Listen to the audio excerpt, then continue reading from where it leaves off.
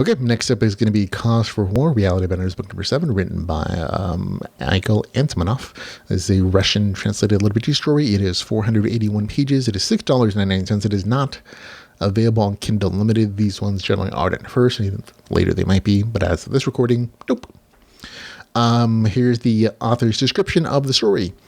The army of Earth is being sent on its first tour of duty. Its 50,000 proud and valiant troopers are the best of the best, full of hope for brilliant victories and spoils of war that can help Earth's humanities along its development. There's just one problem, though. The operation's Geckho commanders view their human vassals as mere cannon fodder, good only for plugging holes in the defensive line and shipping out to the space war's most punishing hotspot where the chance of survival is practically nil. How should the Kung of Earth behave in this situation? Disobey the suzerains' orders, draw their hour, and put his home planet under the threat of complete annihilation? Or make a play for the freedom of humanity in a game of his own? So there you go. That really touches, honestly, the tip of the storylines in this novel. Full disclosure, I received a copy for review. I did purchase a copy when it became available. This is another slice of life literature story that continues the adventures of Nat and his crew. This is a very much slice of life story. There's not necessarily these big planned out arcs. A lot of the story is really just the main character going on these adventures, and they're very interesting adventures. But they don't always tie together. Like all the little mini arcs of the story don't always necessarily tie back to this like big major arc. And for some people that's an issue. For others, like myself, is like, I don't really care. The mini adventures are very entertaining. The main character is entertaining.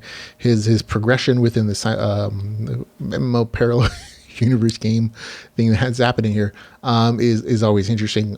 So I've always enjoyed every single novel. This one I did enjoy as well. I did feel that, again, there wasn't as much progression in some plot lines that I was expecting or hoping for. Still, there's quite a bit of setup for other events in this series, which I'm sure we're going to be taking care of at some point.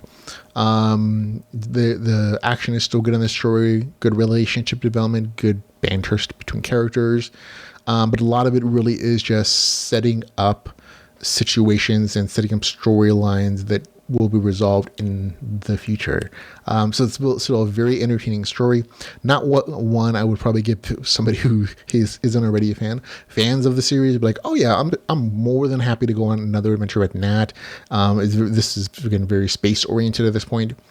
So space battles, pew pew, advancement of his class stuff, his psionics, interesting little, again, mini arcs in the story, these mini adventures he goes on, but not a lot of like big plot advancements. So just be aware of that going into it. I'm sure you have a good time. Gets a score of 7.4 out of 10, which is slightly below average good. It's like, oh, this lost a little bit for me, but still on the whole an enjoyable story. So it's Cause of War, Reality Benders, book number 7, with a score of 7.4 out of 10.